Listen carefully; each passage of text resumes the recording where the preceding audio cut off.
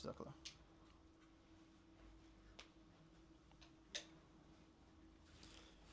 Okay. Okay, I need to find out how to change the slides and my notes at the same time.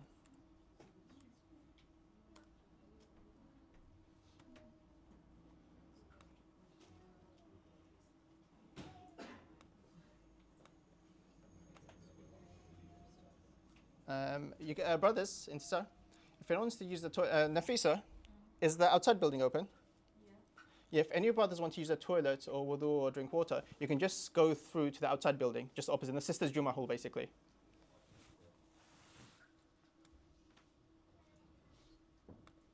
Okay, perfect, figured out. Okay, let's continue. Okay, so in this, so now we've got the foundations done. Now our next stage is what we're going to learn here is basically now we're going to go into how do you talk about God now, and some reasons why you believe in God, and then the need for revelation. I think this is what's on the slides. So let's see.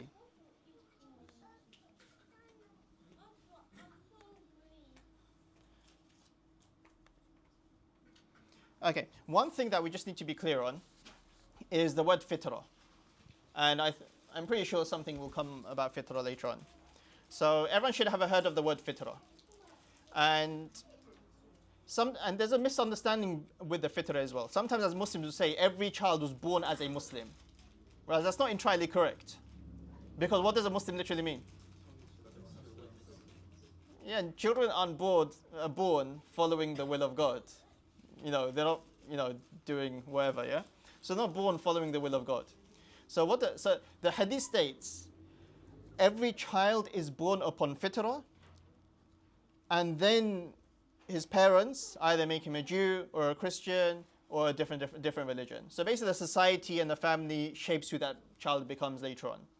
But the hadith doesn't say every child is born as a Muslim. It says every child is born upon fitrah. And fitrah is the natural disposition or the innate nature that Allah created within every human. And it's that natural inclination that inclines towards truth, towards morality, towards recognizing Allah. For example, a 3-year-old child would know that killing someone is bad, generally, even if you haven't told them that killing someone is bad. Or they'll know that hurting someone is bad. Does that make sense? This is part of our fitrah. And generally, we say it's part of our fitrah to incline towards a higher power. That's what's part of our fitrah. And there's scientific research that has been done on when they, experiments on children and whatnot. So generally, we're naturally inclined towards believing in a higher power. That's what fitrah means. So that basic morality, that basic distinction between good and evil, right and wrong, and this belief towards a higher power. So every child is born upon that, to the basic morality. But just like a counterpoint. Yeah. Because let's say if someone told me this and I was like an atheist or whatever, that every person is born with like a natural morality between good and evil and whatnot.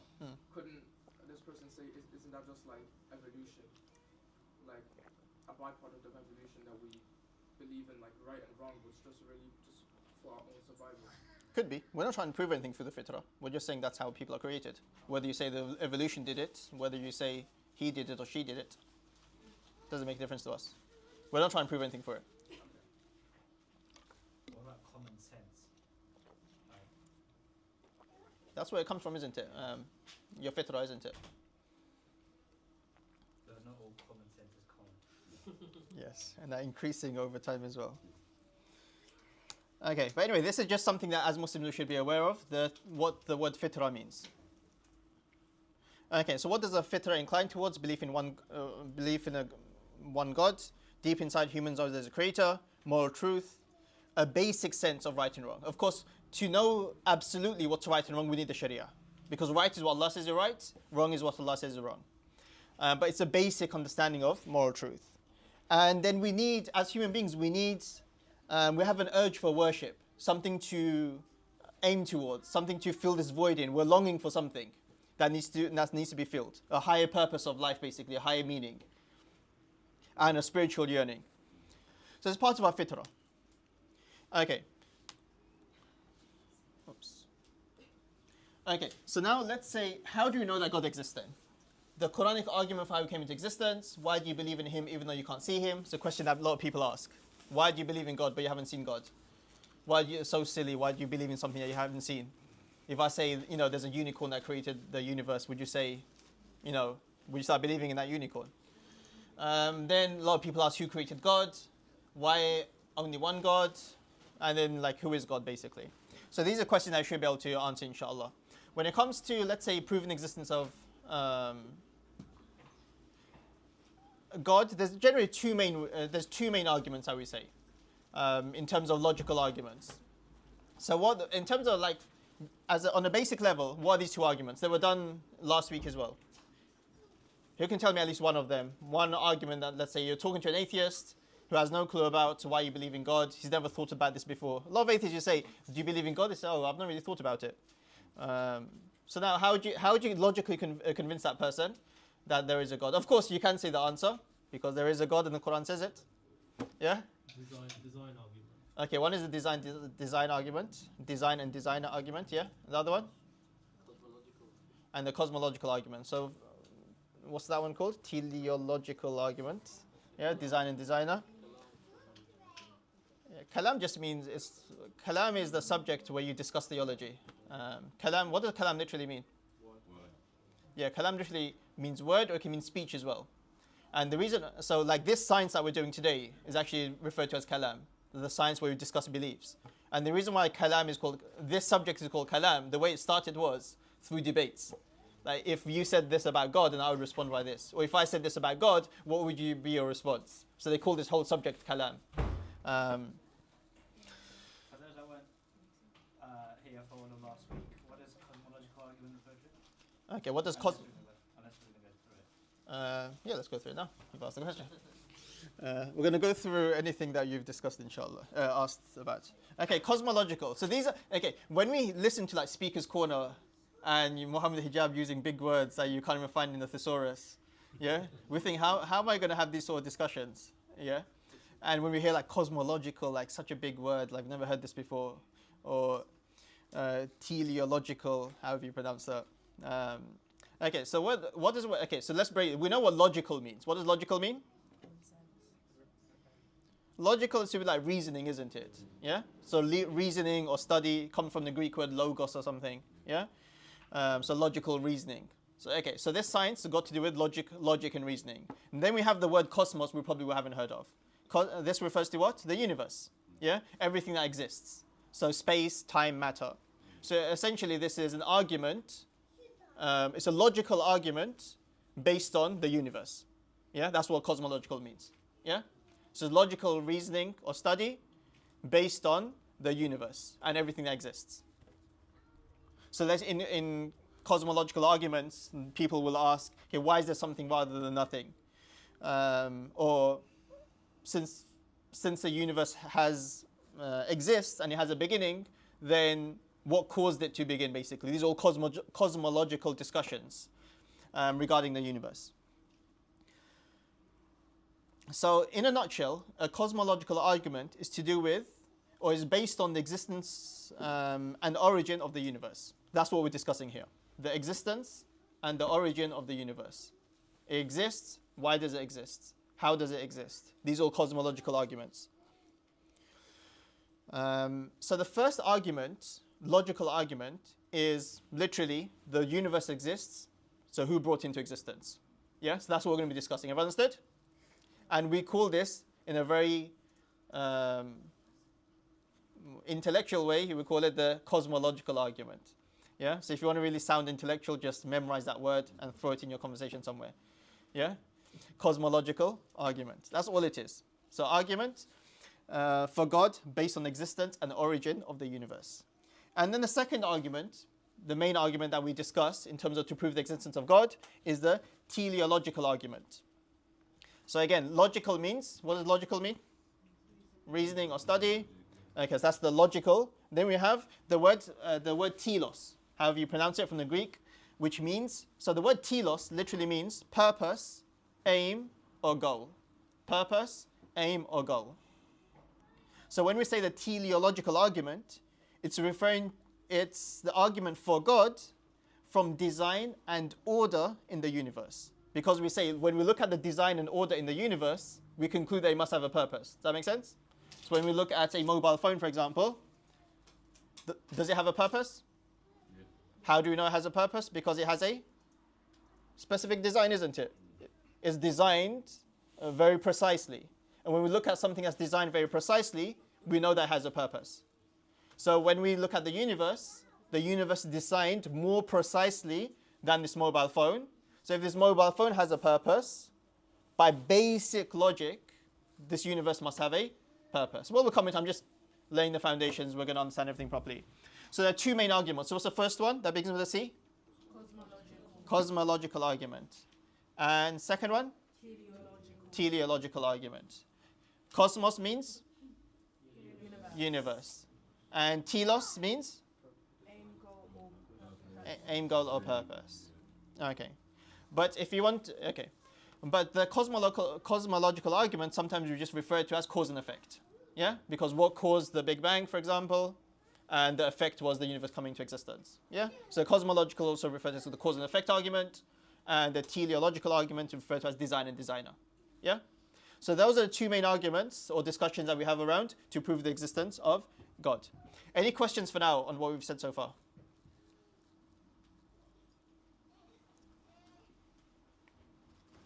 No questions so far. Okay, let's continue. Oh, guess we're starting with the teleological one. Supposed to start off with the other one first. But anyway, it's fine. Okay, so teleological argument. So now, so imagine a scenario. You're talking to someone who is and just a reminder to all the brothers and sisters that came late, is anything on the screen will be given to you. Anything on the screen will be given to you. But if you want to make any basic notes for now, because you will have to discuss this with the person next to you, you can type up some keywords on your phone just to make sure that you know how to articulate your responses in the best way possible for the time being. But anything on the screen that will be given to you later on. Okay. So teleological argument, the design and designer. Argument from design. Everything with a design. So now imagine that, let's put the scenario. You're talking to someone they've not thought of whether God exists or not. They've not thought about their higher purpose in life and so on and so on. So having this conversation with the person. So now you ask them, do you believe in God? They'll say, no, I've not really thought about it. Maybe he exists, maybe he's not. But then you say, okay, but have you thought about how this universe, whether the universe was created or not? And they say, no, I've not really thought about it. Then you go into examples. Okay, look, let's take and then you'll channel the conversation towards the teleological. But I'd probably start with the cosmological argument first, because it talks about it actually coming into existence first. And then I'll look into the design argument. Let's start off with the other one. I'll probably start off with this one. So I'll ask him, okay, if you don't really believe in a God or anything like that, then how do you think this world came into existence? Yeah? And they probably don't know what a Big Bang is. Well, they just say the Big Bang because I've heard of it. Yeah? They say it was a Big Bang. Okay, so the Big Bang is a force. It's an energy. It's an effect. Okay? So now, in order to explain to him, this is basically the steps. Okay, so I'd ask you, everything that exists, must it have a cause? Or do things just pop out from nowhere without a cause? And say, okay, when things exist, it has a cause. Okay, and did the universe begin to exist? At one point, the universe didn't exist, and then it came into existence. Yeah? And they will agree, they'll say yes. When was it discovered that the universe must have had a beginning? Which year roughly? We'll come to it. It was in the 1900s, early 1900s. I think in 1929, some scientists discovered when you saw the universe is always expanding. But before that, the Greek philosophers actually used to believe that the universe was eternal. And it's static. It's always just there and it's there. In the 1900s, they actually scientifically discovered that the universe must have had a beginning and the universe is constantly expanding. But we'll come to that in a bit more detail later on. It was in the early 1900s they discovered this. So if someone says, no, the universe was always existent, they're going against science. So you tell them that. But anyway, so everything that begins must have a cause. Correct? Is that correct, everyone? Okay. And so then I'll ask the person, so I'm talking to you guys. So was the universe non-existent at one point and then came into existence? What's your answer? Okay, yes, so you agree with me. So therefore, did something cause the universe to exist? Yes. Now this thing that caused the universe to exist, it must have been outside of the universe, because if it's inside the universe, you can't have created itself. Yeah, if I create this table, am I going to be part of this table, or do I need to be someone outside of this table? Outside of this table, isn't it? So there must have been something outside of this universe that caused it into existence. Does that make sense? Okay. Any questions on this?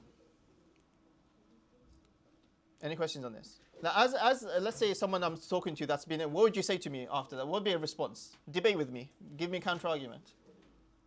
It's all one big accident. It's one big accident. Okay, but even so let's say this bottle is over here, yeah? Is it going to fall off the table without any force? Or is just, if I left it there for 1,000,000 years, will it just stay there for 1,000,000 years? Or does it need a force to... A force can come by accident. A force can... But it has to come from somewhere, isn't it? Do you agree? Can this table fall off without a force being there? No, you can't, yeah? So for it to fall off, there needs to be an outside force that comes in and pushes it off. Likewise, okay, let's just agree with that, okay, an accident, whatever, whether it's on purpose or an accident. But there must be an outside force that decided, I'm going to bring this into existence now. Whether it was accidental, whether it's on purpose, we'll get to that later. But there must have been an outside force, correct? Yeah? Whether you want to call him God, whether you want to call him something else, we'll discuss that later. But let's just call him an outside force. Can anyone argue with me and say, no, there can't have been an outside force, or there won't be an outside force? Yeah? Can the structure of the ball itself not disintegrate, and that itself causes the fall? So why does there have to be an external force? It itself changes in some way, yeah? But why would it change? Doesn't it require some sort of force? There's gravity, there's other... so now that we have... Previously you said, Yeah. only was in 1920s, there's science says the Earth is ever expanding. So if we were in pre-1920s, in our understanding it would be that it's constant. So same today. Not our understanding. Huh? Okay, so are you talking on behalf of a non-Muslim? Yeah, generally, just you have that conversation, yeah? Okay, I would say that but your understanding was wrong. In the Quran, it tells us that the universe was originated. No, I agree with you. Yeah. That's, you know, I mean, I slightly never bought into these arguments here, because they're just circular. You know, at some point, you're always going back to Quran said this, which is probably for me the way to go, yeah? Because when you're just talking to yourself like that, you know, yours is a theory, mine's a theory. So convince me that I'm wrong?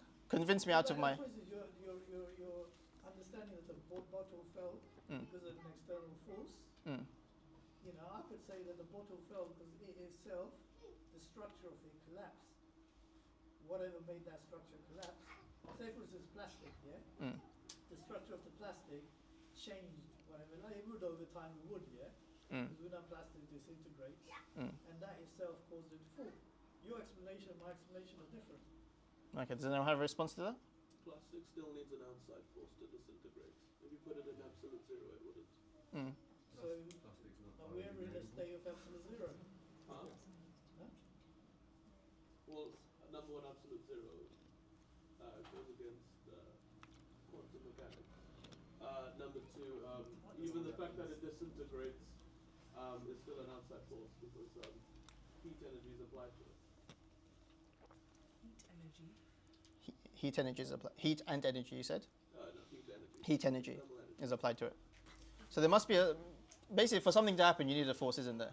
Yeah? Is that what you're saying, Ibtihaj? Yeah. Okay, which generally, I would say, unless there is sufficient for the most average, for the 99% of people that you'd be talking to. Yeah? I don't think anyone will really argue against that. Unless, I don't know, they're professor at university somewhere teaching physics and they think they're smart. But even then, they still, I don't, yeah.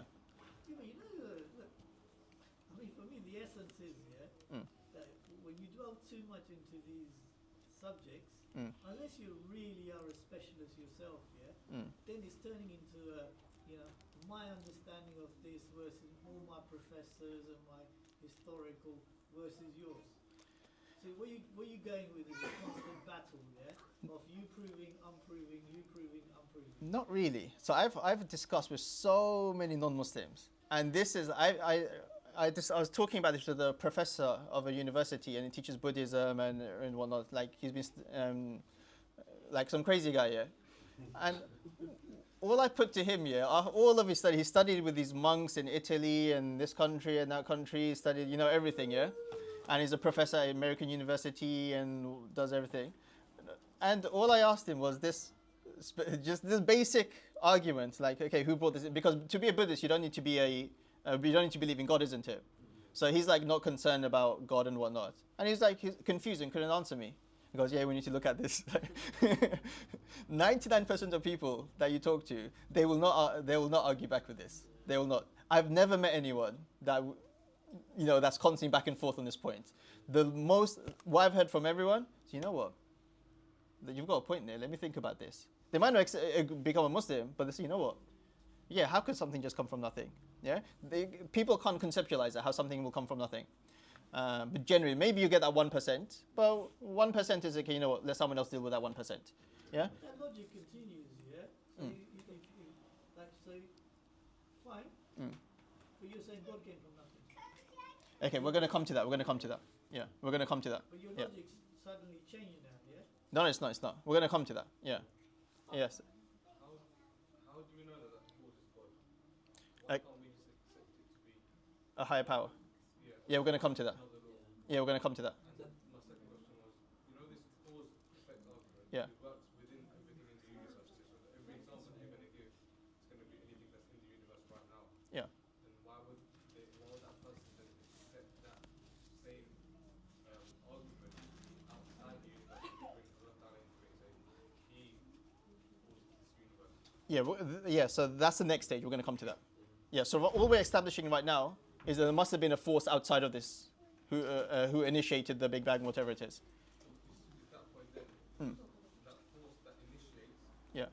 That happens to everything in the universe then. Yeah, and that's what we're talking about. How did this universe come into existence? Yeah. So then that's what why would we still accept that from something outside of this universe? Because what we're defining here is within the universe. Yeah. If the universe still can do it, then it's not God, and this actually proves that it is God. Because if it can do it itself, then it's not God, isn't it? So, but because there's a gap, there's a difference in the way it works. What is that explanation? It's God, isn't it? So that's part of it.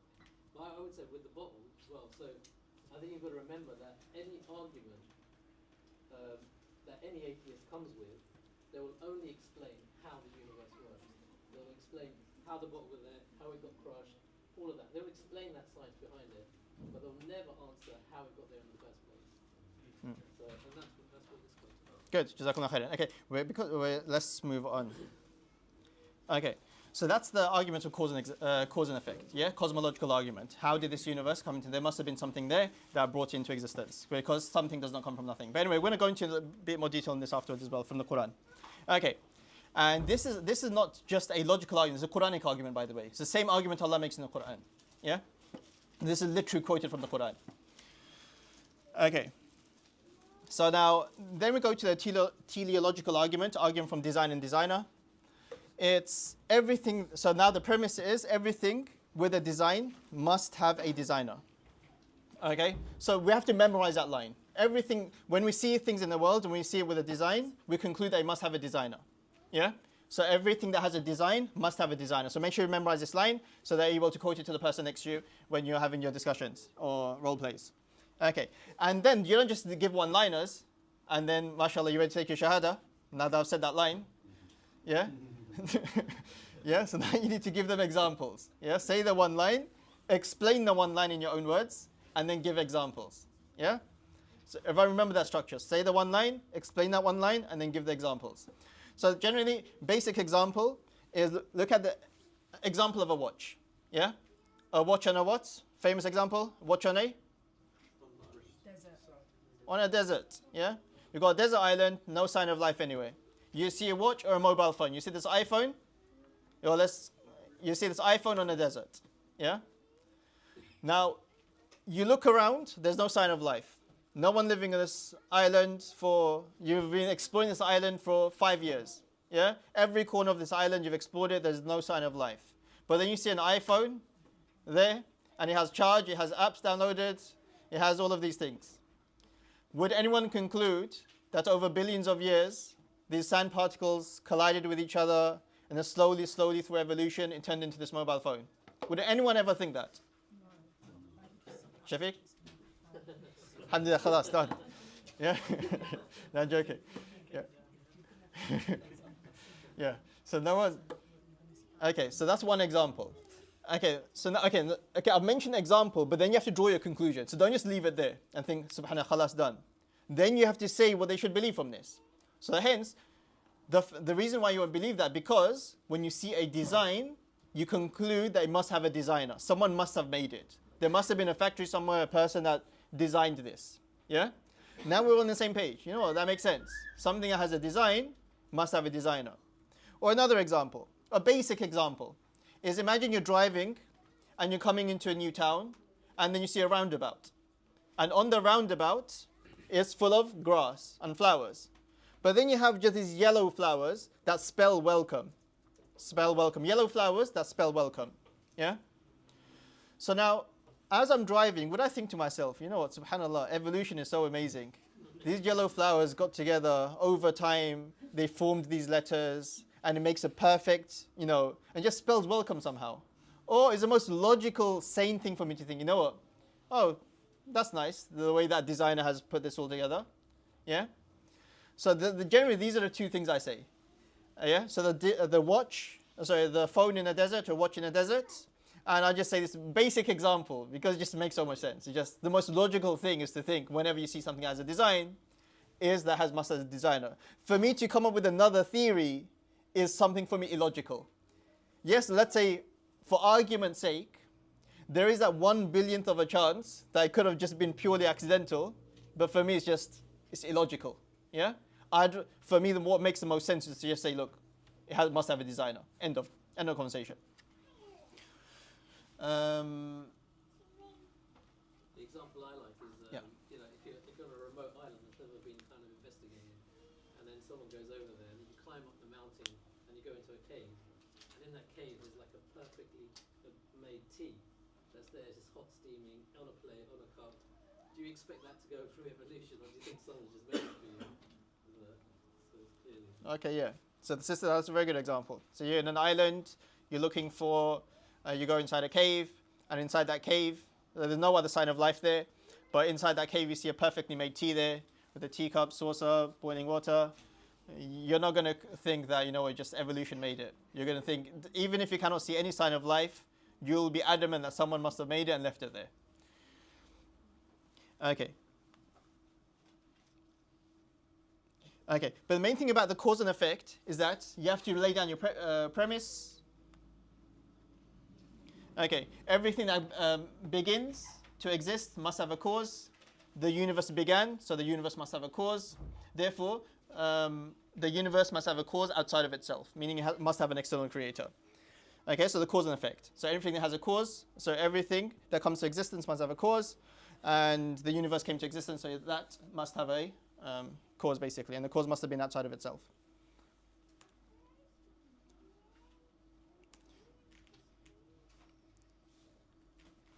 Okay, just very quickly with our pairs, just like in 1 minute each, just go through why you believe in God.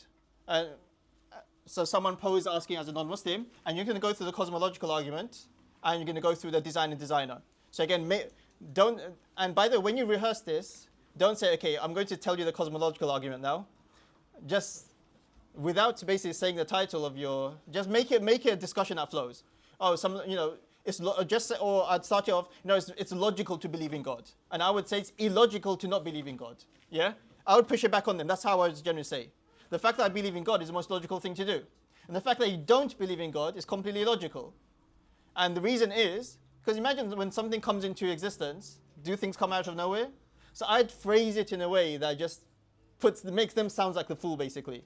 Rather me starting off as a fool because I believe in religion and then I'm trying to justify myself. I'd always try and switch it the other way around. Of course I believe in God. Like, how could you not? It's illogical to not believe in a God. Because this universe, do you believe that this universe came into existence? And you go, yes, okay. But how did it come into existence? So then I'd go through the premise of everything that comes to existence must have a cause. Do you agree? He'll agree. Then what's the cause of this universe? Yeah, you say, oh, it doesn't have to be God. Okay, let's put that aside. Let's say it's not God for now. But let's say it's a higher power. Do you agree with that? Or let's say it's something that was there that brought into existence. Something must have been there. So, okay, you know what, fair enough, it makes sense. Okay, and then I'd go into, okay, let's look at it from a different perspective. Then I'd go into the watch in a desert or the tea in a cave. Makes perfect sense. It's a natural conversation that's flowing, and by the end of it, like, you know what, okay, fair enough. Yeah? Okay, let's have this quick discussion, these two arguments with the person next to you, and correct each other, please. If someone's giving you a bogus argument, please don't just sit there and listen and just nod.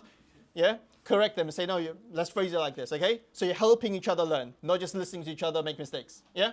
So go on, let's start. 2 minutes, 2 minutes each.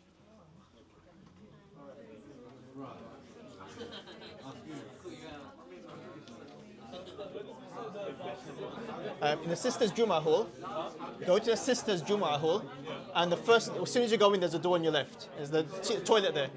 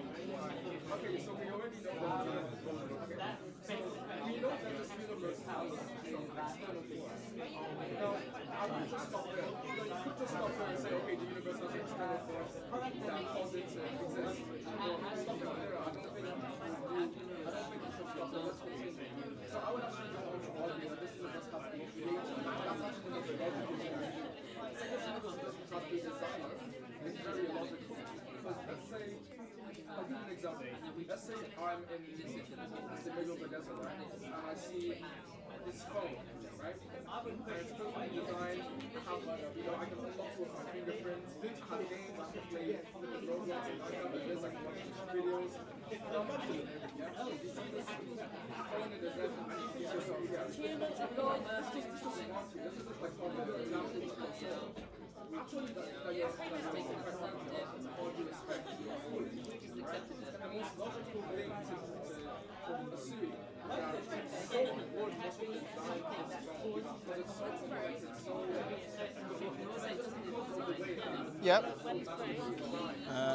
When should we have a break? Okay, let's have a break after. After Salah's definitely going to break, so we'll get some food as well. Sorry? So we're going to have 2 breaks. I don't know, how should we do it? Tell me.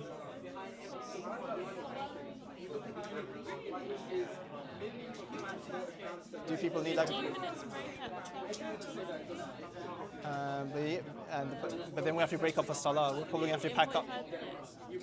Yeah, so we're going to have to pack up probably about 10 past 1. Because men will be coming in for Salah. I don't think we should carry on. I'm just asking someone else. Okay, just carry on.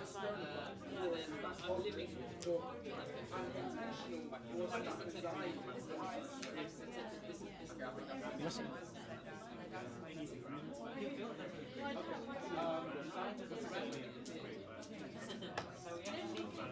Tea wasn't set up. We didn't have any volunteers.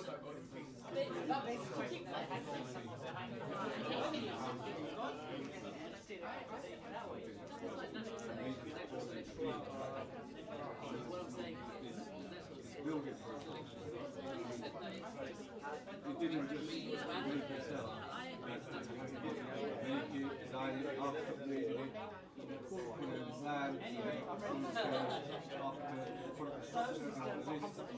Okay, let's start, inshallah.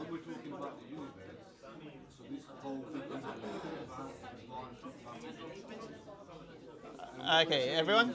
How it came to be, because it's now people like saying it hasn't always existed. Okay, everyone?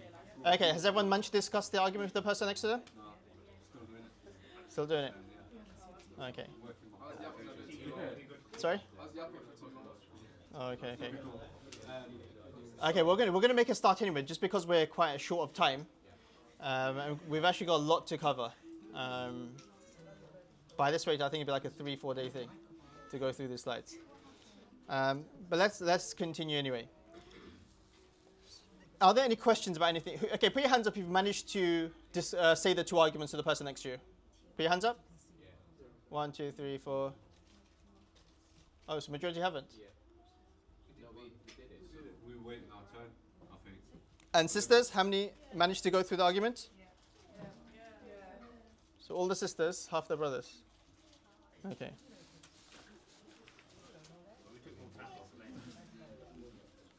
Okay. Are there any questions about the cosmological argument or the teleological argument? Yeah. Yep. So you know the cause and effect, right? Yeah. That's cosmological, right? Yeah. How can you easily explain that to someone? Okay, so the easy explain is, I would say, literally what's on the slide.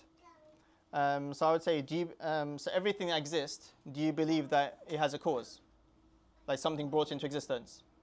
Yeah? Yeah. What would you say to that if I asked you that? Yeah. Yeah. Yeah, so the next thing, okay, so that's premise one. Then ask it, did the universe then come into existence? Mirha? Yeah. Yeah, and scientists agree with that as well now. Yeah? Okay, so now, if the universe exists, then, so does the universe, must the universe have a cause? Yes. Yeah. So now, would the universe have created itself, or does that cause needs to be outside of it, outside of the universe? Cause needs to be outside of the universe. Yeah. So then that's a cosmological argument. Does that make sense, Mira? Yeah. Yeah. So I'm with Shafiq on this, that both these arguments do not prove the existence of God. It's like counter. You're saying that there must be a starting point. Yeah. But then you could argue, who created God? Who designed, if you wanted to design one, who designed God? Or the cause and effect one, who created God? So both these arguments are almost saying that they counter. Okay, then who created God? That's the next stage we're going to go into. Okay. Yeah. We'll come to. I'm just trying to lay this foundation down: the cosmological and theological. Yeah. I was going to say, I do explain slightly different. It's a contingency argument. Yeah, and just say it loudly so the sisters can benefit. Yeah, I was going to say it's slightly different in terms of the contingency. For example, this chair, it's for it to be here, it needs to be dependent on a number of things. It needs to be dependent on the oil that was produced, the plastic, the factory, everything it is. So you take that chair back, even the carpet, everything we see around us has got the same principle. That it needs to, like the book, for example, you need to go back to a publisher, that needs to go back to a factory, it needs to go to everything. So everything is contingent on the next thing, for the next thing, the next thing, for the book to exist as it's formed now. Yeah, so everything's like contingent. So that's contingent on trees, that's contingent on the sun, it's contingent on all of these kind of things that everything relies upon. So there's two things you can do. You can either keep going back and back and back, and then there's that gun example where if a soldier needs to shoot somebody and he's waiting for his commander to say, okay, you shoot, yeah, and if his commander says, I need to speak to my commander, and he goes, okay, I need to speak to my commander, I need to speak to my commander, that can go, if it goes on infinitely without someone standing there and say, okay, make the shot, yeah, if that goes infinitely, then that shot will never be taken. In the same way that book would never exist, in the same way that chair would never exist. Yeah, but because there has to be something to actually give the trigger to say go. Yeah, otherwise you're relying on things. Okay, good. So everyone hold on to that. So there's a contingency discussion, the necessary existence and the possible existence. So that's a discussion we're going to have slightly later on as well in Surah Ikhlas. That's going to come as well. So right now, all I'm trying to do is just establish a basic discussion that we're able to have. That we're able to talk to a non-Muslim about cause and effect, and we're able to talk to a non-Muslim about designer. That's it for now. And then we're going to add to our knowledge, inshallah. Okay. Okay, another discussion we should be able to have is just talk about the fitrah we mentioned. How do you define the fitrah? Natural disposition of a human being. Yeah, natural disposition of a human being. And this I'd put in there as like a side thing, like a side point. Yeah, after I've talked about why it's logical to believe in a creator through these two arguments, then I'd probably say, look, naturally, even children, scientific studies have been done that people are born naturally inclined towards believing in a higher power. Yeah, it's part of our natural disposition of a human being, and that's why people have always believed in God throughout, throughout human history. Okay, and then we have, I just put this in there because a lot of people, they say, okay, why do you believe in God if you haven't seen him? Yeah, and sometimes like we get put off, like, how do I answer that question? So I just put in there, just of course, and I mentioned at the beginning, originally this was how we taught our children, and our children need to be able to answer this, so it's just there anyway. Okay, through logical inference. So I always use the example, have you seen your great-great-great-grandparents? No. The answer is no, you haven't. But do you believe they existed? Yes. Does anyone here believe that because you haven't seen your great-great-grandparents, they don't exist, or they never existed? Of course, no one's going to believe that. Yeah, it's a logical inference. For me to exist, my great-great-grandparents must have existed. It's very logical. Yeah. So likewise, we don't need to see God to believe that it existed. We use logical inference. I look at how my body is made. I look at the design and designer, how everything. I observe the universe, the solar system, the galaxies, and my own body and everything. And I come to the conclusion that this cannot be an accident. Yeah, it must have been created. There must have been a creator that created it, or a designer that designed it, or a force that brought it into existence. Yeah. So I'm going to be asking this question later on. So everyone just remember this example of great-great-grandparents. I believe in them without seeing them. It's the most logical thing to do. What's that about? You made a slight mistake on there. Oh, what's this? So there's your parents, there's your grandparents first, then it should be great-grandparents. Oh, yeah. Yeah, just so that you Right. tweak it. Okay, yes, Jazakallah. Okay, now this is the Quranic argument. أَمْ خُلِقُوا مِنْ غَيْرِ شَيْءٍ أَمْ هُمُ الْخَالِقُونَ. Were they created from nothing, or are they their own creators? Same argument in the Quran. Yeah? أَمْ خُلِقُوا. So if someone says this argument doesn't make sense, like, Quran says it, Allah says it, yeah? So this is what Allah is telling us to ponder, yeah? So this is, you can say, the cosmological argument, isn't it? Allah is getting us to reflect on the origin of the universe. أَمْ خُلِقُوا مِنْ غَيْرِ شَيْءٍ. Were they created from nothing? أَمْ هُمُ الْخَالِقُونَ. Or are they the creators of themselves? Did the universe create itself? Yeah? That's what Allah is getting us to reflect on. Chapter 52, verse 35. Or Surah Tur, verse 35. So this is something we should memorize. As du'at, we should memorize this. Were they created from nothing, or were they the creators of themselves? Yeah, if you can memorize the reference, alhamdulillah. But if you can't, just say the Quran says. Yeah? So the Quran poses this argument. Because generally when I try and talk to non-Muslims, I use the Quran. Because it shows that the Quran has authority and it knows what it's talking about. Yeah? So I'll say, look, the Quran says, أَمْ خُلِقُوا مِنْ غَيْرِ شَيْءٍ. And I'll say it in Arabic. Just, they know that you know what you're talking about. Yeah? أَمْ خُلِقُوا مِنْ غَيْرِ شَيْءٍ. Look, the Quran said it 1,400 years ago. أَمْ خُلِقُوا مِنْ غَيْرِ شَيْءٍ أَمْ هُمُ الْخَالِقُونَ. Allah's giving you this argument. Like, reflect. Did this universe come into existence from nothing? Or did the universe create itself? For us, we know, generally, and then this is how I explain it to someone. An average person, this is enough for them. Can something come from nothing? If I have nothing, and I bring more lots of nothing, can something appear?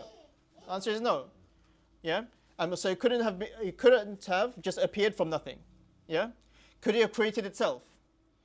For it to create itself, it'd have to exist and not exist at the same time. Meaning it didn't exist, but it did somehow exist, so it managed to create itself. Or if you say it did exist, then you're going against science, because scientists believe that there was a time that nothing existed. Universe came into existence. That's what we understand now.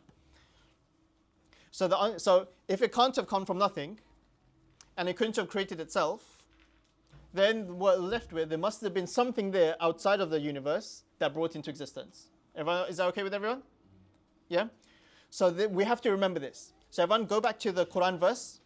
Say it to yourself a few times. So the Quran says, were they created from nothing, or were they their own creators? So the Quran is posing two questions to us. Yeah?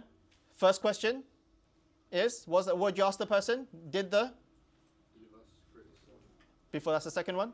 The first one? Did the universe come from nothing? And then I'd explain like this: if you have something, if you have nothing and more nothing, what would you get? You'd get nothing. Yeah? So no, we can't have. Second question? Sorry? Louder? Yep, or they don't create. Did they create themselves? Yeah? And why doesn't that make sense? Because it have to exist and not exist at the same time. Yeah, for it to create itself. So they're left with one conclusion, that there must have been an outside being that created it. We're not going to call him God for now. We're not going to say he's a merciful or powerful, whatever. Just an outside being. That's what we've established so far. Everyone understood?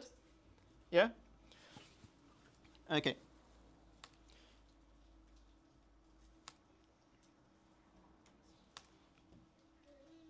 Okay, now we're going into the question. Okay, let's say there's this outside being, or this force, whatever you want to call it, higher power, that brought the universe into existence. But then, who brought that being into existence? Yeah? And then if someone brought that being into existence, then who brought that into existence? And then who brought that into existence? And who brought that into existence? And you can keep on going. Okay? Okay, now the logic of a necessary being. Okay? Okay, if everything needed a creator, it would go backwards forever, infinite regress. Yeah?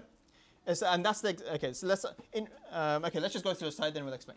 There would be never a starting point and nothing would exist. Okay, so if there was never a one single starting point, yeah, then nothing would exist. For us to exist today, we need one single starting point. For us to exist today, we need one single starting point. And this starting point is what we call a necessary being or a necessary existence. Okay, and the reason is, for example, that the example that Fayaz mentioned. Let's say I'm here, I want to shoot my target over here. Yeah? So the effect that I want to create is I want my target to be shot. Yeah? But then I have to ask permission from the person behind me. Yeah, so I'm still there with my gun. I'm just waiting for permission. Yeah? For the person that needs to give me permission. But that person is waiting for their person. And that person is waiting for their person. That person is waiting for their person. And this goes on for infinity. Would I ever get to shoot my target? No, because I'm waiting for an infinite amount of time for me to shoot my target. So, likewise, the same way, let's say our creator of this universe that wants to create this universe, yeah? But then he has to be created by something else. Then that creator has to be created by something and goes on for an infinity. Would our creator be able to create us? Because he's waiting for an infinity amount of permissions, isn't it, you can say? We would never have it come into existence. And this is logically impossible. We'll call this infinite regress. We just keep on going for infinity and we'll never stop, which is a logical impossibility. That's why the Kalam scholars have divided existence into two types. Yeah? So one is a necessary existence and one is a possible existence. A possible existence is what, everyone? What's a possible existence? Give us examples of a possible existence. Humans. Come on. Plants. Animals. That's an example. Give an example. Trees. I want the simple stuff. Trees, what else? The chair, the stars, the moon, the sun, everything. Okay, because these are possible existence. Because did they have to exist? No, they didn't have to exist. Yeah. So anything that didn't have to exist, we call these are possible existences. Yeah. So now, for us, for this universe to come into existence, we need one necessary existence, a starting point. Yeah. Does that make sense? Or else, if we don't have a starting point, what will happen? What's the technical term? Everyone say it? Infinite regress. Yeah. Yeah. So if we did not have one starting point, there would be an infinite regress. And the problem with infinite regress is, what would never have happened? We would not have come to existence. Yeah? Does that make sense, everyone? So does that answer who created God? Have we added one more layer now to our argument now? So you've done through designer, cause and effect. Now the next natural question will be who created God, and we'll discuss who created God. Everyone understood? Okay. Okay, another example, you can give the dominoes example. Yeah, just a basic example. You have a row of dominoes So the first one falls. So they're all falling. The natural question will be, okay, what tipped the first one over? Yeah, there must have been a starting point of the first domino. Yeah, it couldn't just gone on for infinity. Yeah, so there must have been a starting point even for dominoes. So basically, we say Allah, we say this higher creator, we just give this name to this first starting point. We can call it Allah. If you want to call it something different, that's fine. For the time being, we call it Allah. If you want to call it higher power, fair enough. If you want to call it a being, fair enough. If you want to call it an entity, fair enough. Whatever you want to call it, there's no dispute about that. Okay, and that's the Quranic description. So, huwa al-awwal wal-akhir, he is the first and the last. Meaning he is the starting point. Lam yalid wa lam yulad. He did not give birth, neither was he given birth to. Yeah, because or else this universe could not have come into existence without this. So he must have been the first, and the Quran tells us, we understand this through Revelation, that he must be the last as well. But at least al-awwal, we can deduce that from our logic, and it's confirmed through Scripture as well. And walam yulad, he was not given birth to, that's confirmed through Scripture, but we understand through logic anyway. Does that make sense, everyone? We're all on the same page? Okay, before we move on, so what we've discussed so far are two things. The Quranic argument. Who remembers the Quranic quote?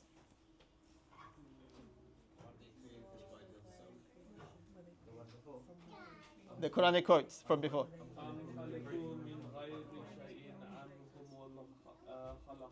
Khaliqun.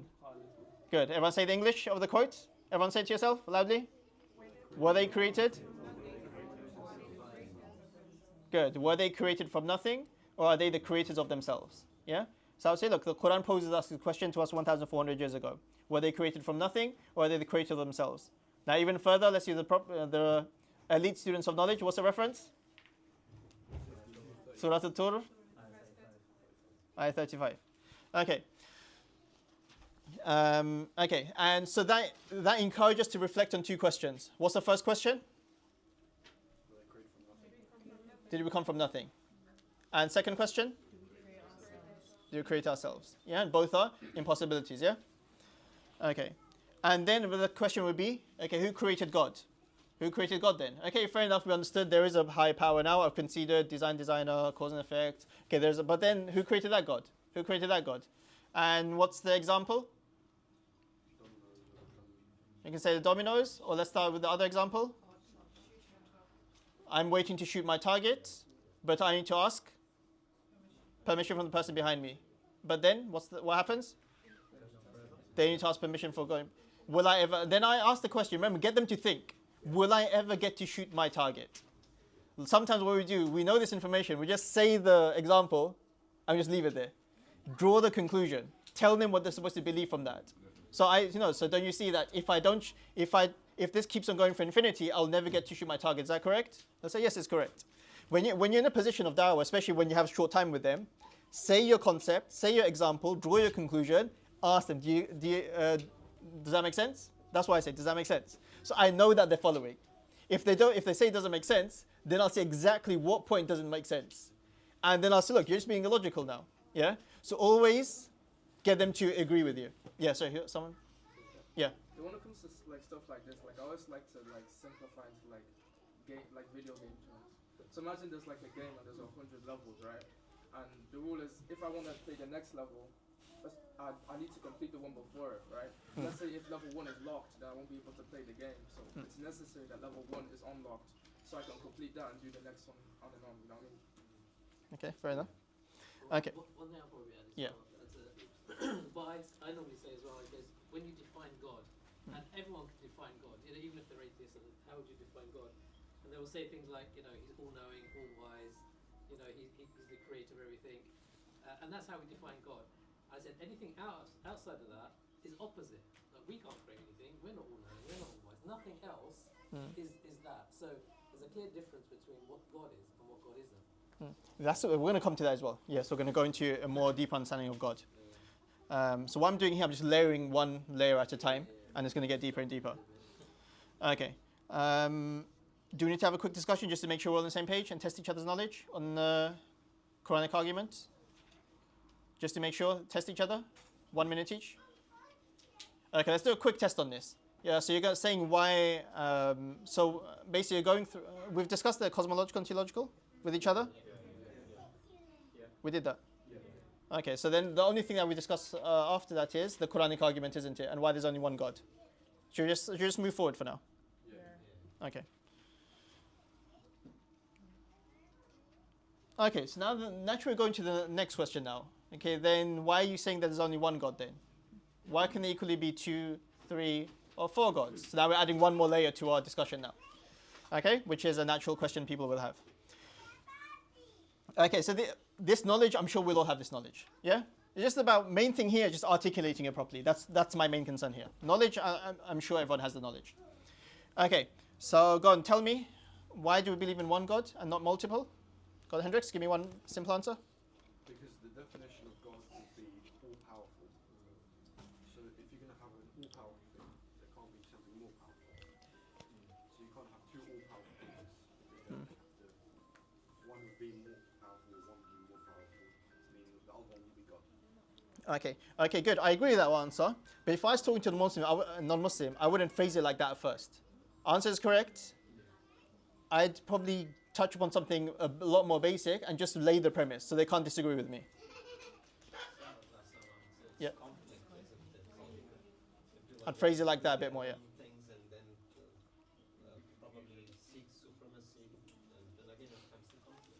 Okay, so if there are 2 gods, there'll be conflict. So I'd mention, so if 2 gods are all powerful, one person wants to make the sun rise, one person wants to make the sun not rise, who's going to win? They're both all powerful.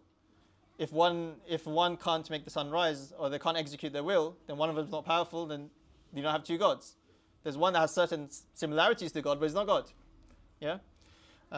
So one is, yeah? Similarly, like if you use the analogy, like if there's a castle and there's 2 kings, supposedly both all powerful. One wanted the castle to be pink, the other wants the castle to be red. If they're all powerful, like it just wouldn't make sense. It would clash. So for them to actually make things work, there can only be one true authoritative figure. And in a similar way, with God, the universe, and creation, surely it's logical that only one sole authoritative deity. Okay. Any counter arguments? Any can think of something that non-Muslim may pose? Like, you know what? There can be 2 gods. But yeah, can't a person just say that, let's say, what if both of them don't have differing, like what if they don't have both like the in synergy with one another, like yin and yang? Okay. What if they just work with each other? Okay. So generally in Islam we believe God is all knowledgeable, yeah? Yeah? God is all knowing. And the reason why I believe that, because we look at how He's created everything with so much precision that no one can create this without knowledge. So we believe that God is completely knowledgeable. This creator is completely knowledgeable. So why can't, let's say there be 2 gods and they just, you know what, today you make all the rules, tomorrow you make all the rules, or we'll just decide together and we'll just concede. Yeah? So how would you answer that? How would you answer that? That's a very... Well, you're just reinventing one God at that point. If they're so in sync that they're executing the same exact will, and there's no conflicts between them, Occam's razor is just that there's one God there. Okay, good. Yeah, go on. They're still conceding that today I'm not going to be the sustainer, and tomorrow I'm going to be the sustainer. Okay. So now, okay, good. So generally, the first thing is, if one god's like, let's say, or they're conceding whatnot. So let's say we've got 2 independent gods. Yeah. One wants to do this, and the other god wants to do that. Yeah. They're both all powerful. If they're conceding with each other, then one's completely irrelevant, isn't it? Yeah. If let's say so he will have a different will, and he will have different will. Yeah. So if they're conceding with each other, then one of them is completely irrelevant, because what's the point of you being here? You're just conceding. You have a different will, but you're not executing your will. What's the point of you? Yeah. So if one overpowers the other, then one of them is not a god. And if they're all just collaborating, there's no point of one of them, because it's just conceding. What use does that person have? Nothing, isn't it? Yeah. There's no use. And generally, so he mentioned Occam's razor, where you accept the most simplest explanation, isn't it? Yeah. First, so the most simplest explanation is that we just cannot have 2 absolutely powerful beings with two different wills, there'll just naturally be chaos. There'll naturally be chaos. Yeah? So Occam's razor is I would go with the simpler solution, that there must be one God. Unless you can prove now that there's two gods or three gods or four gods. Because the most logical thing that we believe in is there must be just one God, who is all-powerful, absolute. Because if there's two, there'd be chaos. One would want this, one would want that. And imagine there'd be two absolute powerful, with absolute knowledge, absolute capability, there must be chaos. And when we look into the universe, do we see chaos or do we see it's completely fine-tuned? We're going to go into later. How the gravity, the constants in the universe, how everything is running and so on. So the way that life is made, we see that it has absolute harmony, everything's in tune and so on and so on. Yeah. Sorry, I came late, so you may have mentioned the point. If you look at all the existing polytheistic faiths, Yeah. you know, whether it's the Norse gods, the Greek gods, the Chinese, whatever gods that they have, the concept, some Chinese philosophies, they're always in conflict. There's always conflict. You know, so actually, it's not just that something that we can make up, but the polytheistic faiths themselves, even the Hindu concept, you know, you have a Hanuman fighting against, I can't remember, etc. Yeah. So that actually exists, and if you have that constant warring between them, and if you watch all the Marvel films, we're the ones who are going to suffer. Whatever. Okay, good point, good point. Sharmala? What if someone says, because God is beyond human comprehension, Yeah. maybe two gods can exist in a way we don't understand? Mm. We only say one. Yeah. Yeah. So for us, let's look at probabilities. In terms of the most logical sense, it just makes sense for there to be one God. Yeah. Okay. So now, because for us, anything different to one God, it just seems very improbable and illogical. Yeah.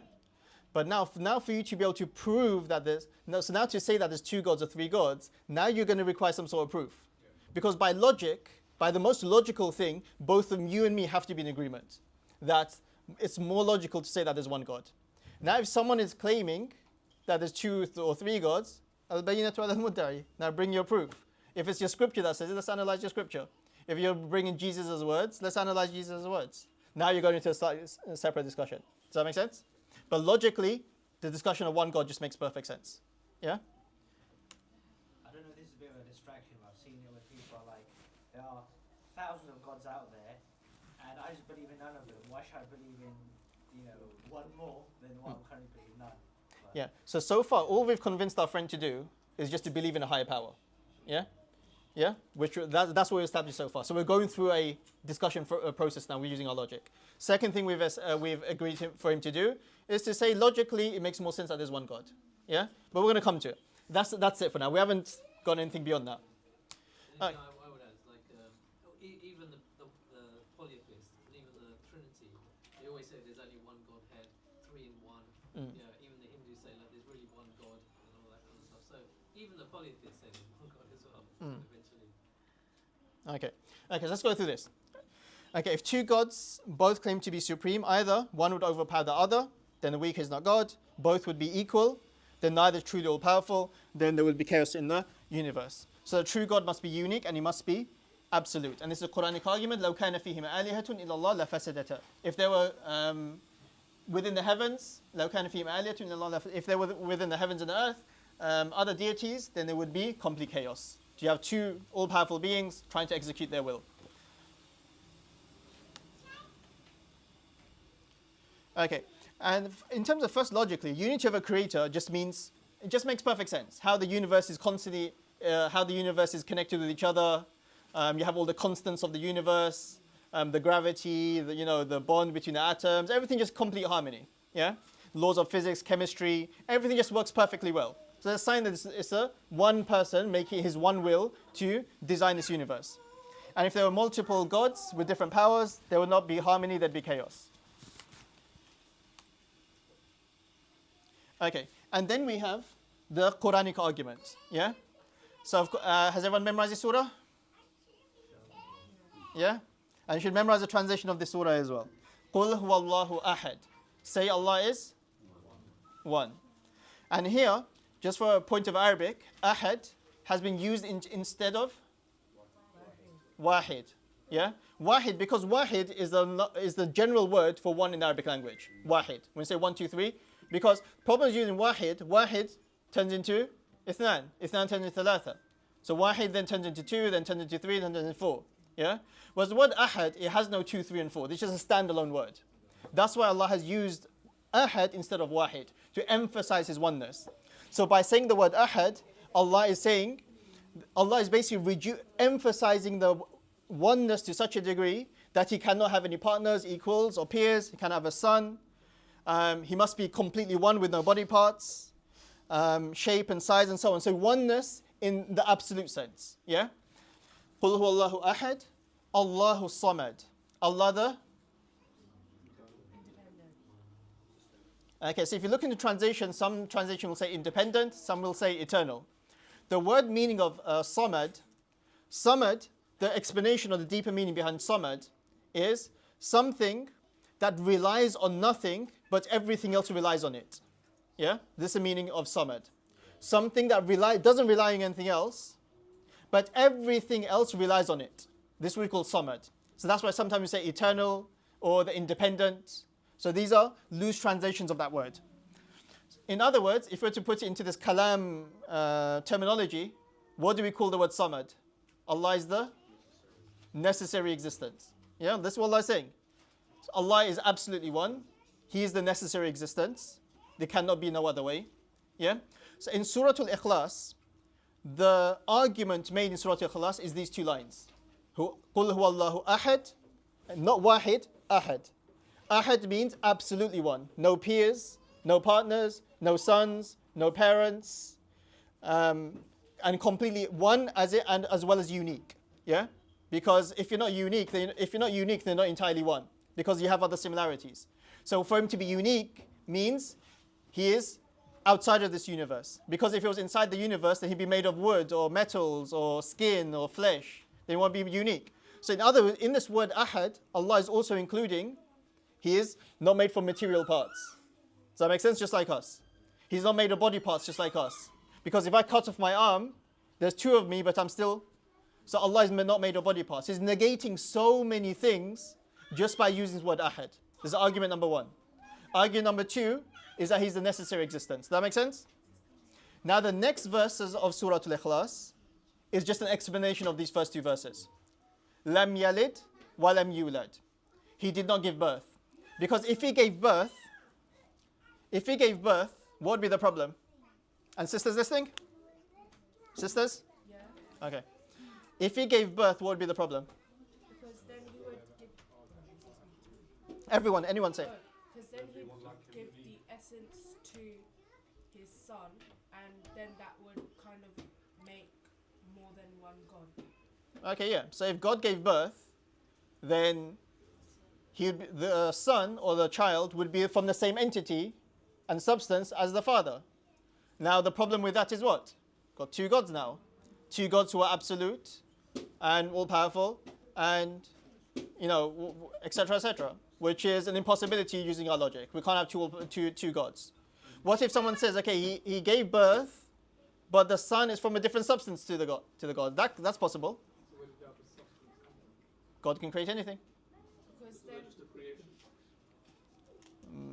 Just a creation, but it can come from God. That means that He's not God because He's not. So is He God then? Is He God then?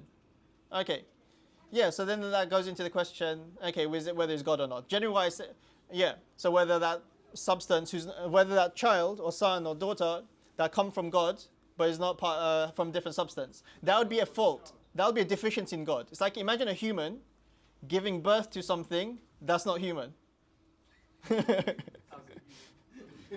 Yeah, like a human giving birth to a dog or a cat.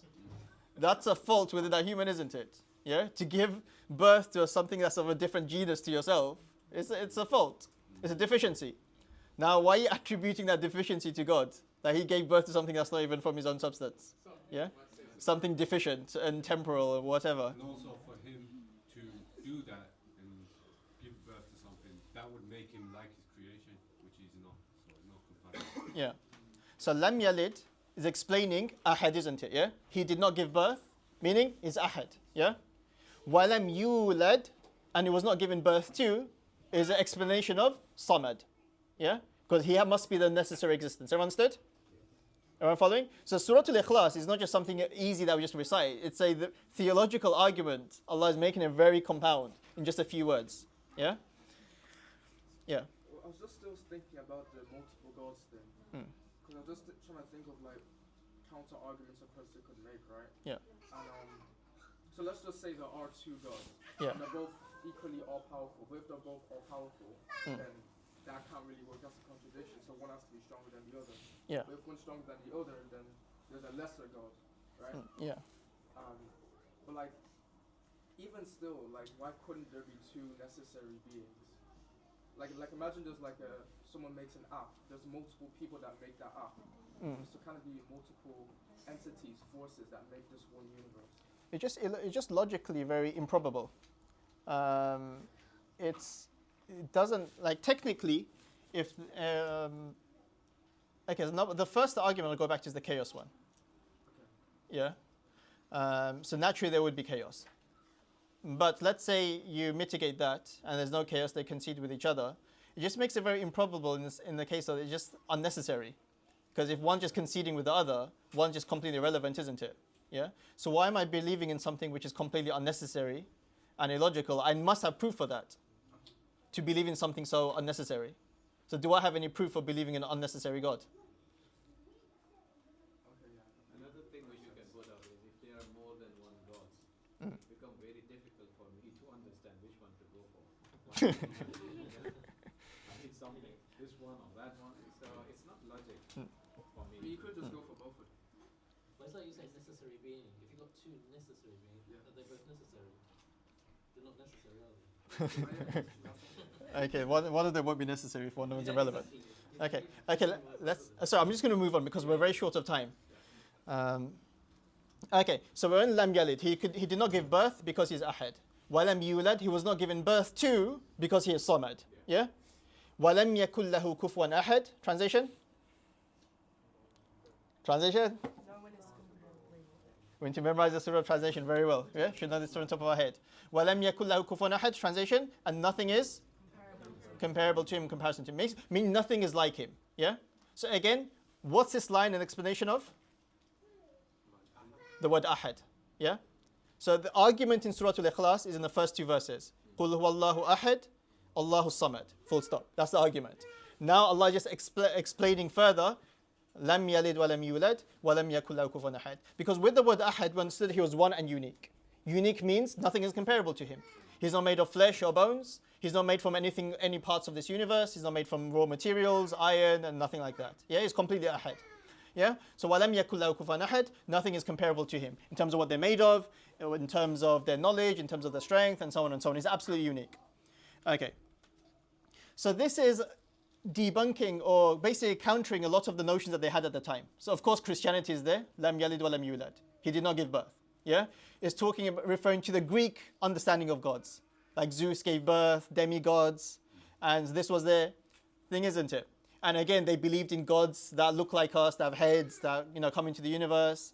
So with this literally two lines, Allah is literally debunking the theology or arguing against the theology of all the different religions that existed at that time and before them. So it's very powerful and concise. And this is one of the how Allah does things. Those things which Allah wants to be embedded in your heart completely, Allah puts them into very short and powerful phrases. And the reason why they're short and powerful is so that everyone can memorize them.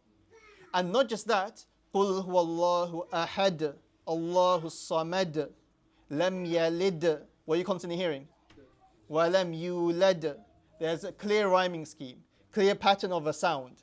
So it's like a song you can say. You know when you listen to a song, does it get stuck in your head? Yeah? And when you keep on repeating in your head, isn't it? Whether it's voluntary, whether it's involuntary. The Arabs understood the Arabic language, they understood poetry. The fastest way to convince us to do something and to embed it in their heart, make it short, make it catchy, put a rhythm on it, and then give it out to people. And this would have circulated with the Arabs within seconds. And everyone's thinking in their heads, قُلْ هُوَ اللَّهُ أَحَدٌ اللَّهُ الصَّمَدُ. Lam yalid wa lam yulad. Everyone's memorized it. Yeah? Yeah? But anyway. Okay, so everyone should memorize Surah Al-Ikhlas, the Arabic as well as the translation. It's a very powerful argument, or summary of the Tawheed in Islam.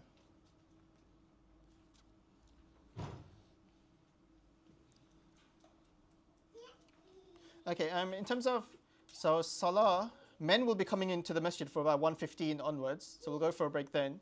What should we do about, quite a lot, everyone must be hungry as well, isn't it? Should we get some, brothers, should we get some pizzas ordered? Yeah, how many pizzas would be enough? How many brothers are here and sisters? So if we place the order now, we'll eat after Dhuhr or something. Sorry? How many sisters are there? 15 or 16, so one of them doesn't exist and does exist at the same time. Oh, okay, so 16 and 24, so how many pizzas? So 40 people. So someone just phone the pizza shop. And how many pizzas, how many 18-inch pizzas will need? Because we just sort it out and I'll sort out the whatever's cost afterwards. Who can do that? Okay, always will do, inshallah. So if you just place the order now for about, let's say, 1:45 for it to come, because they generally take quite long anyway. So if you say 1:45, be ready for about 2 o'clock, 2:15. Yeah? Is the upstairs available? Upstairs is not available. The outside building is available. Is this a good time to promote donations? Another time, inshallah. I'll do afterwards. If anyone wants to donate towards anything, put out the link as well afterwards, inshallah. Okay. Let's continue now. Okay, we will be doing a quick recap afterwards, but now let's add to our higher power, yeah? Just order it anyway, whatever. If there's extra pizzas, I'm sure no one minds extra pizzas. We just mind less pizzas. Yeah, why don't you just ask the phone? Ask the pizza guys. So when you call them, just say we've got 40 people. How many 18-inch pizzas would we recommend? Let's say 3 slices each. Okay. Or maybe get it for like 45 people, just in case more people join us. Okay. So now, we're adding the next layer now. So we've gone through. Okay, so let's have everyone's attention. So we're almost concluding, inshallah, before our break. Okay, so we've got half an hour, and we'll go for a break, inshallah. Okay. So far we discussed the cosmological argument, cause and effect, the teleological argument, design and designer. Okay, there must be a force. Yeah. Then we discussed. Okay, this force must be one force. Yeah. So we've added another layer. This must be one entity, not multiple entities. Okay. So far, it's just a higher being. It's not God. It's not Allah. It's just a higher being, and this higher being must be one. And we've also said what the Quran says about how it came into existence. أَمْ خُلِقُوا مِنْ غَيْرِ شَيْءٍ وَهُمُ الْخَالِقُونَ. Did they come from nothing? Were they created themselves? Yeah? And we also looked into the Quranic explanation of the one being. Yeah? قُلْ هُوَ اللَّهُ أَحَدٌ اللَّهُ الصَّمَدُ لَمْ يَلِدْ وَلَمْ يُولَدْ. Okay, everyone following so far? Now let's move on. Now let's say this high being now, using our logic, what can we understand? Does this higher being exist? Yes. Yeah? In the Quran we call this Al-Hayy, the ever-living. So this being must exist, just using our logic. Does this being have a beginning when it was always there? Can we logically conclude that? Everyone? Yes, it must have a starting point. Yeah? So this being must have always been there. If this being wasn't always there, what would that lead to? What's the problem? Everyone say the term? Infinite regress. That we will never come to existence. So this is Al-Qadim. Yeah, Allah is Al-Qadim. He is the eternal. Yeah, He's always there. Huwa Al-Awwal. He was the starting point. Okay. And logically, we conclude that this God must be one. Because if there was many gods, naturally there'd be chaos. Yeah? So this God must be one. These are logical things we can conclude, isn't it? Is this God powerful? Why is He powerful? Yeah, look how vast the universe is, the planets. Who can create a planet? Anyone? Bring all your friends together, create a planet? Or even a fly. Okay? So this God, His power must be unimaginable. To create a universe, galaxies, solar systems. Imagine the power of this one creator. It must be extraordinary, yeah? Which we cannot even comprehend. So this creator must be powerful. Must he be knowledgeable? Why? Okay, good. Because look at our complex design. Yeah? The complex design, we'll go into a bit more of a complex design afterwards. This complex design shows that there must be a knowledgeable designer. No one without knowledge can have created this stuff. Yeah? Let's say no one without knowledge can create a mobile phone or something more complex. Okay? I'm going to give you 2 minutes just to digest this in. So when you're talking to a non-Muslim, your next stage is, okay, let's use our logic to see what we can understand about this higher power. He must exist. He must be eternal. He must be one. Must be powerful. He must be knowledgeable. Just digest that in. Repeat it to yourself a few times.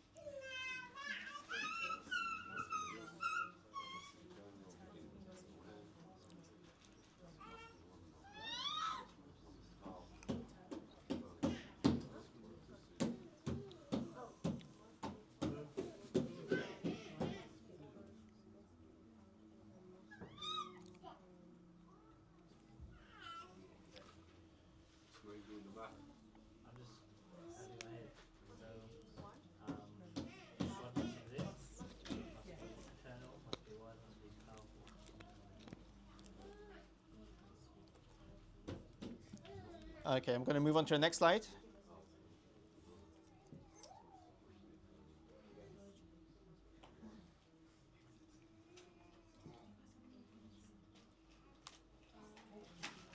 Okay, so continuing, what do we understand? He must be independent, self-sufficient. Yeah, I'm talking too much. My water's run out.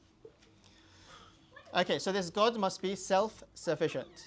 Meaning, if God brought this world into existence, does he rely on this world for anything? No, he's outside of this universe, isn't it? Yeah?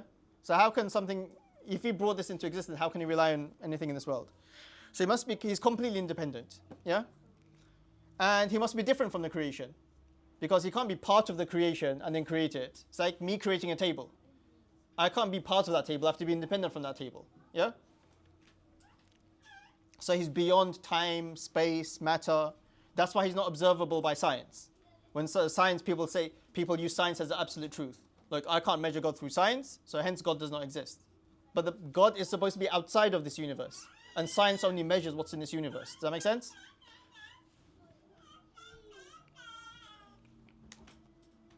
So it's independence. Okay. Okay, so using some Islamic terms. So this is what, when you study Aqidah, this is what you'll study. So when you open a book of Aqidah in the Islamic summary, you'll come across, look, without using our logic, it should be written in the book. God He is the wajib al-wujud, necessary existence. He is eternal. He is everlasting, baqa. He is one, wahdaniyya, self-sufficiency and independence. Qiyam bi nafsihi, or samad.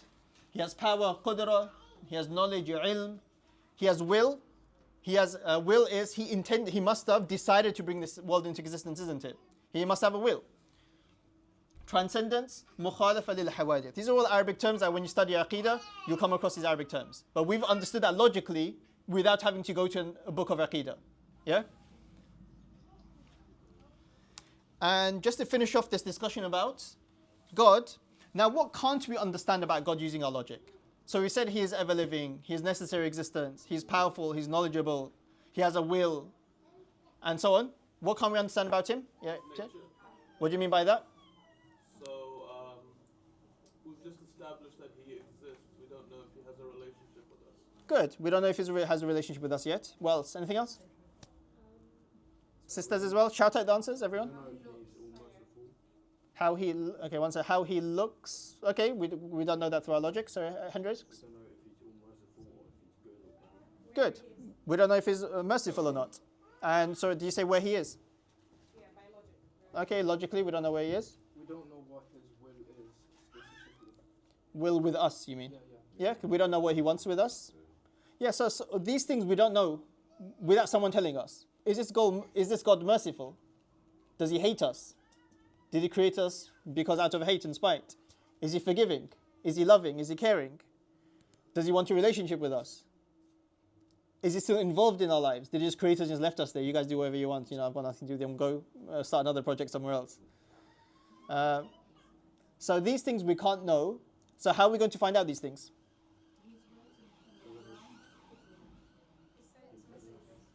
Sorry, give me one sec. Assalamu alaikum. Yes, I do. Should be enough. Enough. If you get it from Tops, just tell them it's for the mosque, and we get it all the time. And oh, okay. Yeah, just take it from me. When you pick. All right. Okay. Yeah. So these things we can't understand using our logic. We need messengers and we need revelation. Someone needs to come to us. Let's say a man must come to us and tell us, look, God has told me this about himself. This is what he wants with you. Look, this God is merciful. He's Ar-Rahman. He's the most merciful. He's Al-Ghafur. He's the most forgiving. He's Al-Hakim, the most wise. Yeah? These things we cannot understand with our logic alone. And likewise, the unseen. We can't understand prophethood, angels. Prophethood we can understand to a certain degree because they come with clear proofs, they come with miracles and so on. Let's say angels, the realm of the unseen, we can't understand. So generally, I always memorize this line. Everyone memorize this line. Yeah? Science tells us how the cake was made, but not why the cake was made. Yeah? So now looking at science will tell us, okay, the Big Bang Theory, the gravity, physics, and how God created all of this universe. Yeah? This high power, how it created all this universe, science will tell us that. But it won't tell us why. So if I bring it to a person and say, look, here's a birthday cake, or here's a cake, sorry, this person won't know why this cake is there. Is it for someone's birthday? Is it graduation? Unless I tell them as the person who made the cake. So the purpose of messengers is to tell us why, science tells us how. Does that make sense? It's a very important line to memorize.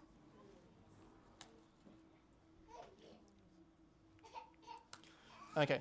What we need to do for the next, we've gone through quite a lot now. Yeah?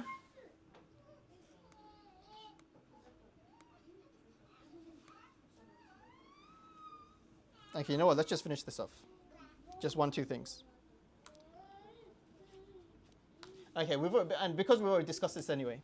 So the next question is, okay, now that we believe in God, His power, His will, His knowledge, now the next logical thing that someone will ask us is, okay, why doesn't He just show us Himself then? If this being has power, He has knowledge, He has all these capabilities, why doesn't He make things easier for us and show Himself? And we've already discussed this before. So Allah doesn't need to appear physically because His creation itself is proof. The Quran often points to the universe as His evidence. The heavens and the earth, the balance of nature, life, death, and their own selves. سَنُرِيهِمْ آيَاتِنَا فِي الْآفَاقِ وَفِي أَنفُسِهِمْ حَتَّى يَتَبَيَّنَ لَهُمْ أَنَّهُ الْحَقِّ. So Allah has said, we will show them our signs in the horizons and in themselves until it becomes clear to them that this is the truth. Yeah? So I'll say to the person, the atheist, I'll say to him, look, God does not need to show Himself. How much clearer can He make through the design of this universe? And we'll go through some, in terms of the fine-tuning of the universe, we'll go through examples so you can quote them when you're having a discussion. We'll look at the fine-tuning of the universe, how the human body has been designed, the brain, the nervous system, everything about us, and how it's been made. This everything is a sign that we must have a creator. How more clearer can it become? So God doesn't need to show Himself. And we also established this before, that the purpose of this life is a test. And it means this life is a spiritual journey where we go on to look for God, to yearn for God, to learn how to love this God without having to see Him. And if Allah just showed Himself to us, then there wouldn't be no test. So الَّذِي خَلَقَ الْمَوْتَ وَالْحَيَاةَ لِيَبْلُوَكُمْ أَيُّكُمْ أَحْسَنُ عَمَلًا. He who created life and death to test you is better in doing good deeds. So the whole purpose of our existence in this world is to go through the spiritual journey, to look for God, to long for God, to want God, to desire God, and so on. Okay, now for me to take a rest. Okay, so how do you know that God exists? Here you'll talk about the 2 arguments. What are the names of the 2 arguments? Cosmological and? Teleological, how do you pronounce that?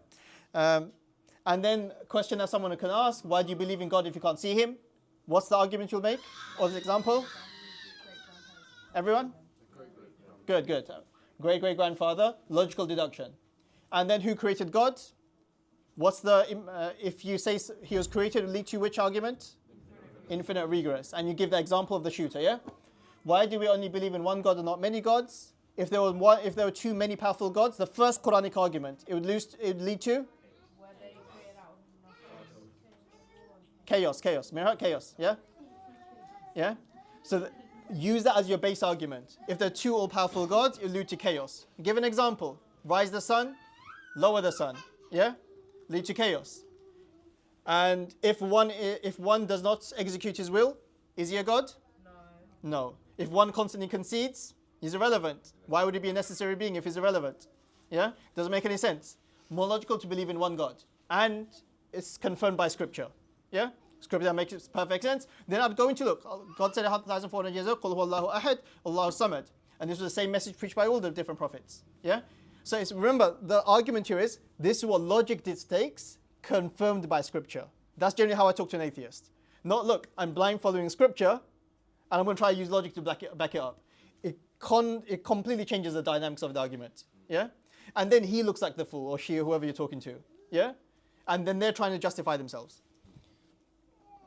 And then how does the Quran explain God? That's where you say, Qul huwallahu ahad, Allahu samad. Explain ahad. Ahad means there are two meanings you need to say for ahad. What are the two words? Allah translate ahad. One and unique. So one negates partner, peer, son, parents. Unique means nothing like the creation. So it negates blood, flesh, being made of parts, materials, and so on. Yeah?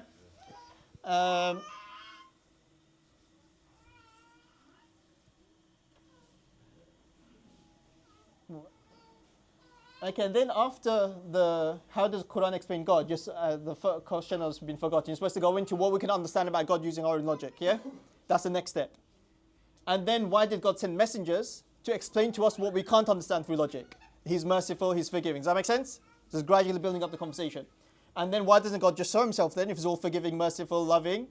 Then the signs are there in the universe. So now we've fully convinced that person, look, there is a God. But then more arguments will be coming later on, in terms of adding to our, the foundations. Everyone got the foundations? Okay, let's have this dialogue. Keep it concise. Don't go on tangents. I know you must have so many other philosophical theories. You can write a PhD on this topic. But because we're constrained on time, just keep it right to the basics. Just mention it, explain it well enough, and move on. Does that make sense, everyone? So let's practice and correct each other. You're not there just to nod, you're there to correct the other person that you're listening to. Yeah. If they make a mistake or they worded it, just correct them. Butt in and say, no, word it like this. Yeah? And then let them continue. Okay, let's start. So we've got 10 minutes before we go for a break.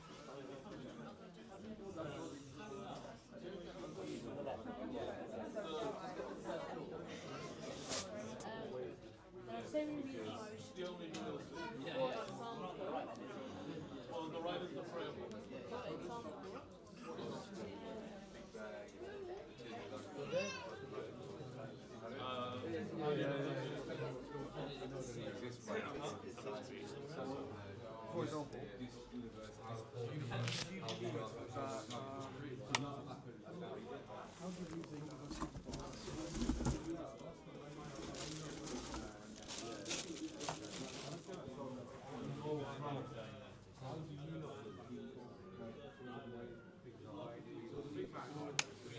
imagine you had something to cause this.